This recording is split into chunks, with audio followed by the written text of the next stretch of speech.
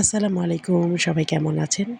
তো আজকে বানিয়ে ফেলবো শরবতে মোহাব্বত অথবা মোহাব্বতের শরবত।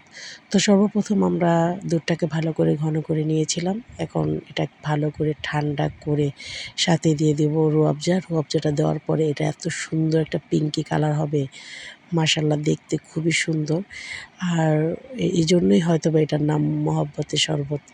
তো তারপরে দিয়ে দিলাম আইস কিউব এবং কিছু তরমুজ কিউব করে কাটা।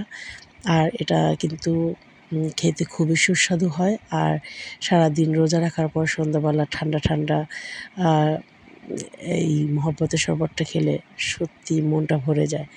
আর এটাকে মহব্বতের শরবত দেওয়া হয়েছে আমার মনে হয় এটার কালারটার জন্য। এটার কালারটা এত সুন্দর হয়েছে মাশাআল্লাহ। আর জানি না মোবাইলে বোঝা যাচ্ছে কিনা। কিন্তু বাস্তবে এটা এত কিউট হয়েছে দেখতে, খেতেও খুব সুস্বাদু ছিল।